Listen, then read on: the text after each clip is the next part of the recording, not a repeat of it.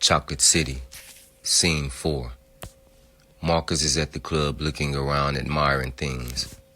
Calvin and Malik walks up. "Yeah, take it all in, dawg. It's all yours," Malik says. "Man, this is nice," Calvin says.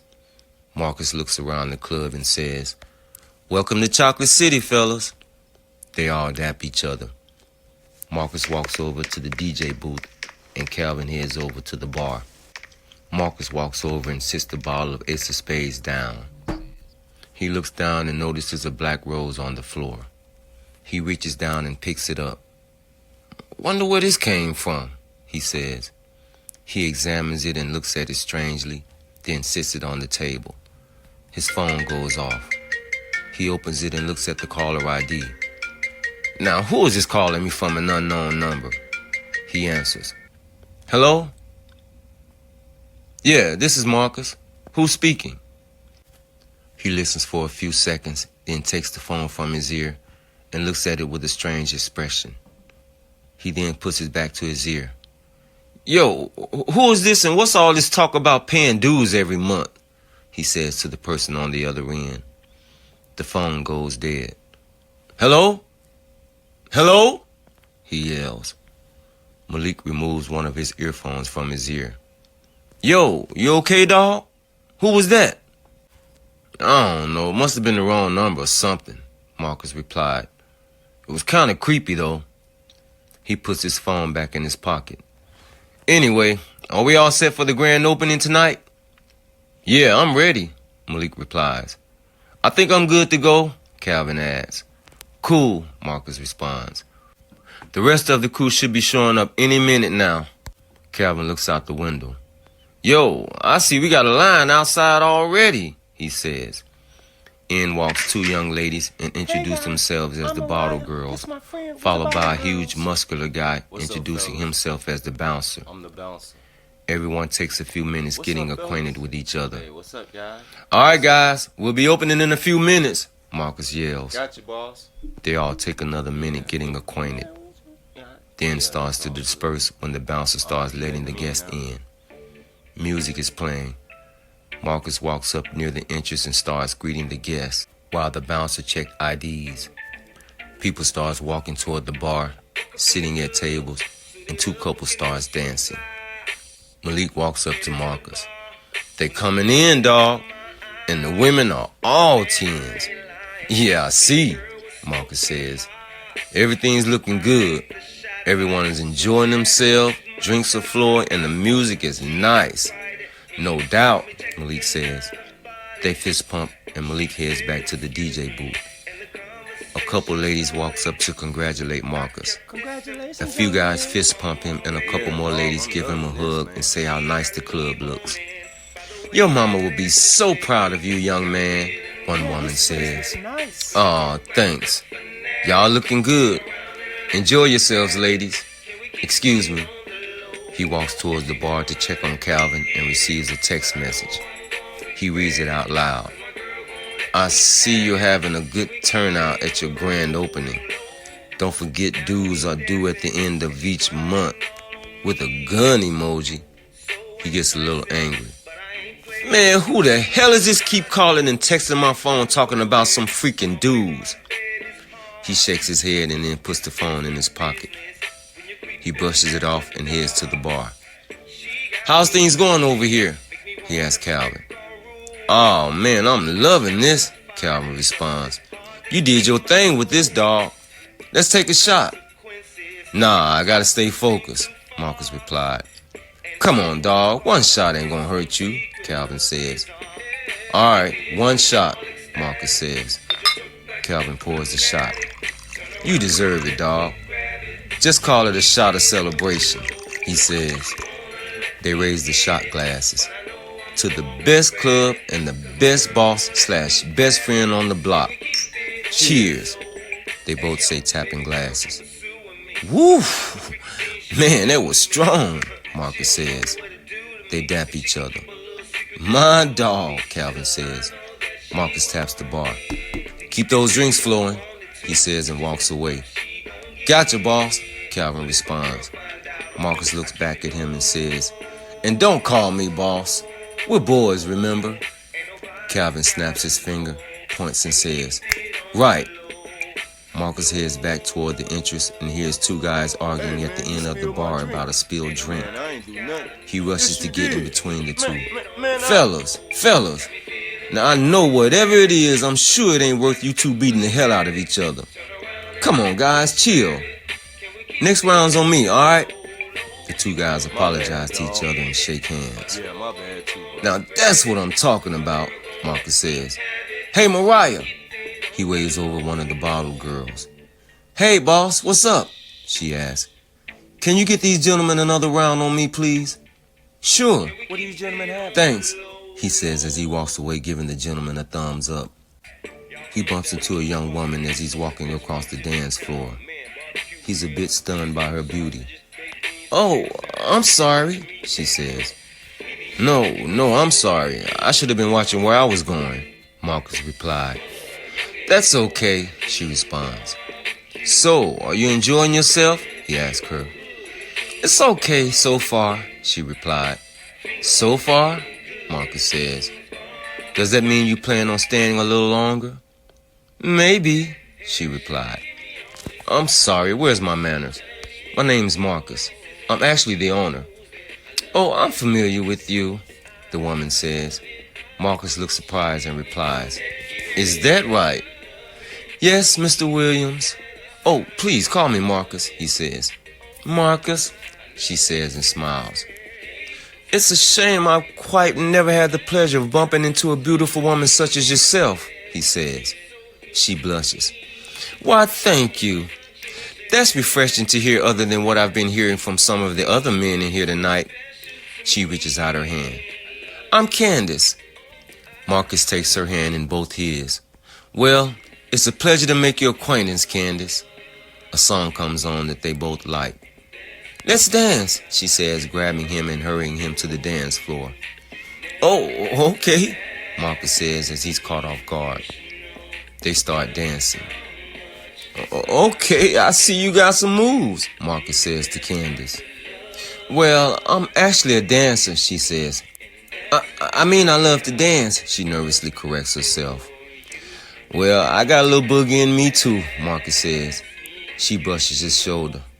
Yeah, you got some moves, she says. So, Candace, are you from these parts? Marcus asks. No, I'm from up north, but I grew up in Phoenix, she replied. Ooh, I call that Heat City, Marcus says. The heat is unbearable there. Well, you get used to it once you've been there long enough, she responds. Well, I see the weather isn't the only thing hot there, Marcus says flirtatiously. She gives out a little giggle. Yeah, that was kind of corny, huh? He says. No, it wasn't, she replied. A slow song comes on. They look at each other and then they get a little closer and start slow dancing. Oh, I love this song, Candace says and lays her hands on Marcus's chest. Calvin walks up. Well, I see my boy's having a good time. Who's the pretty lady? He says to Marcus. This is my best friend. Him and the DJ, Marcus informs Candace. Nice to meet you. Calvin, he says, reaching out his hand. Nice to meet you too. Candace, she replies as they shake hands.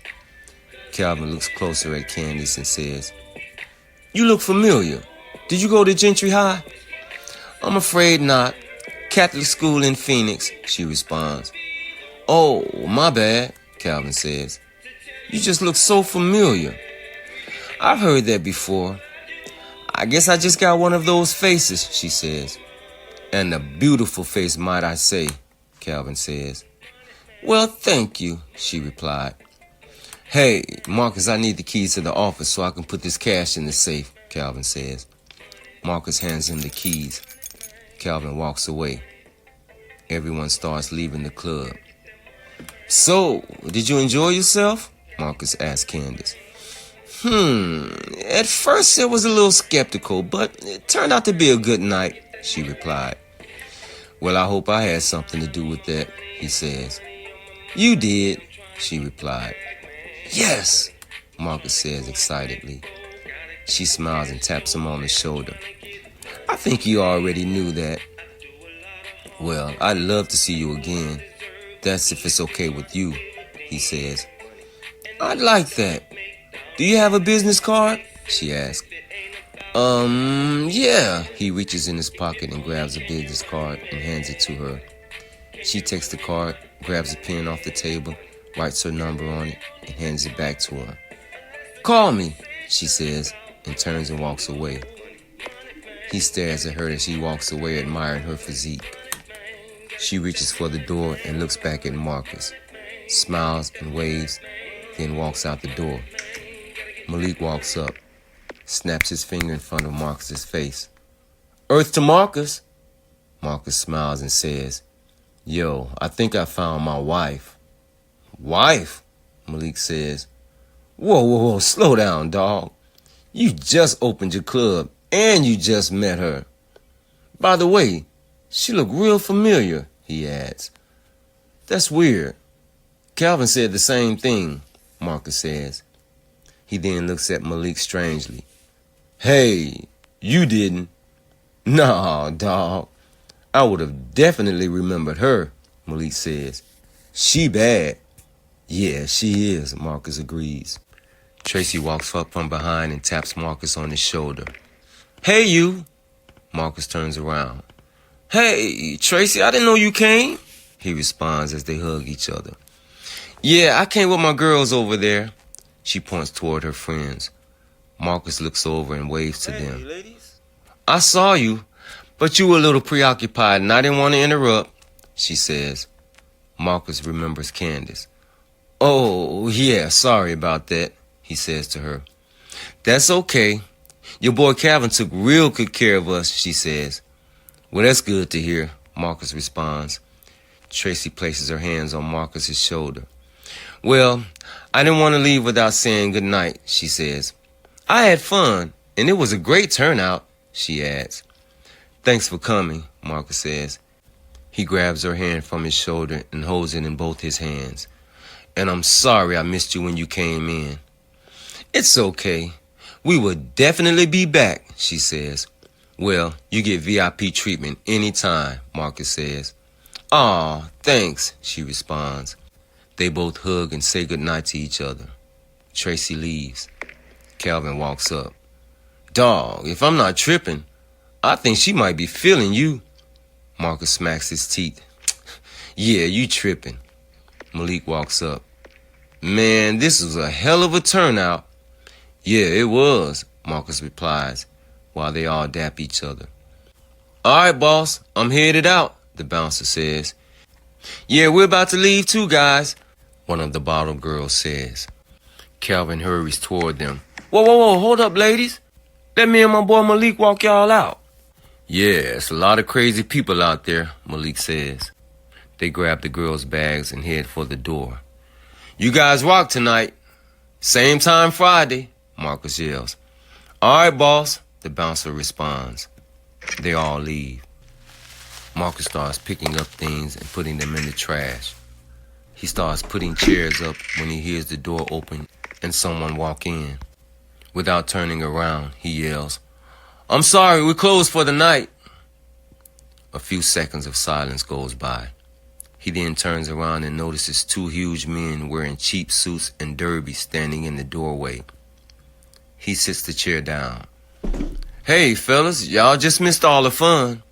But we will be back Friday, and I'd love to see you guys back, Marcus says, and goes back to putting the chairs up when he hears the flicker of a lighter. He turns around. One guy puffs his cigar and says, Mr. William, we're not here to support your business. We're here to make sure you keep your business. But that's gonna be up to you and whether you cooperate. Wait, I'm a little lost, fellas, Marcus says. It means that if you want to keep your business, then you need to pay your dues like everybody else, the second goon aggressively interrupts. What do you mean, pay my dues? Calvin asks. 20% of whatever you make at the end of each month, the first guy says. Or you can choose option 2. What's option 2? Marcus asks. The second goon walks up and throws a duffel bag in front of him. He looks at it, reaches down and opens it. He reaches in and pulls out a bag of cocaine. He then throws it back in the bag, backs up, and says, "What am I supposed to do with this?" "We need you to get rid of it," the first guy replied. "You mean you want me to run drugs out of my club?" Marcus aggressively asked. Yeah, the first guy sarcastically responds. "Or we can go back to option one," he adds. "Well, there is a third option," the second guy says. "But I don't think you want to choose that one. It usually ends with broken bones and bullet holes." One guy cracks his knuckles while the other opens his coat to show his gun. "Wait, hold on, guys. Y'all don't have to do this. I'm just a small business," Marcus pleads. "If you want to stay a small business, then you need to handle that," the first guy replied. "We'll be back in 3 weeks to collect," he adds. They turn and walk toward the door. The first goon turned around. "Mr. William, it would be wise for you to comply with our demands. However, declining them could end bad for you. You feel me?" He lights his cigar and then walks out the door. Marcus starts panicking and pacing the floor, trying to figure out what just happened. He pauses, looks at the bag, picks it up, pulls a bag of cocaine out, then puts it back in the bag and throws it back on the floor. He starts pacing again with his hands on his head. Damn! There's a sudden knock on the door. He pauses in fear. Who is it?" he yells. "It's Tracy. I think I left my phone here." Okay, give me a second," he says. He picks up the bag and looks around for a place to hide it. He quickly hides it in a chair and heads to the doorway, nervously wiping the palms of his hand on his pants. He opens the door. "Hey," he says. "Hey," she responds. She walks in. "I don't know where my mind is. I lose my phone at least once a week," she says. "Yeah, I know what you mean," Marcus responds. "Here, let me help you look for it," as he closed the door. "Where was the last place you used it?" "Well, the last place I remember using it was at the table we were sitting at over there," she replied, pointing at the table where Marcus hid the drugs. He raises his hands in a stop motion. "Here, let me call it and see if you can hear it." He dials the number and the phone starts ringing at the table beneath the table napkin. "I hear it," she says as she starts walking toward the table. Marcus hurries ahead of her and grabs the phone before she could and hands it to her, nervously standing in front of the chair to hide the visibility of the bag. "Oh, okay," she says as she's a little startled. I just didn't want you to have to walk too far," Marcus says, nervously smiling. "Why, thank you," she replied. They started walking toward the door. "You know, I really had a good time tonight," she says. "Well, I'm glad you did," Marcus responds. He looks back at the bag nervously and says, "Hey, can I ask you some legal advice?" She stops by the door and turns around. "Sure, what is it?" "Well, it's kinda..." He pauses. He pauses again. "You know what? Never mind," he says. "I'm sure you're a busy woman and have other important people paying you for your advice." "No, what is it, Marcus?" she asks. "I'll tell you what. Call me sometime next week and we'll talk." "You know what? I'll do that," Marcus replied. "Well, thanks for helping me find my phone," Tracy says. "Anytime," he responds. They hug. "Take care," she says as she walks out the door. "Yeah, you too," Marcus says as he holds the door for her. He closes the door behind her, looks back at the bag, walks over to it, picks it up, looks at it, and then hurries to the door. He stops and looks back, opens the door, turns the lights off, and walks out the door. End scene 4.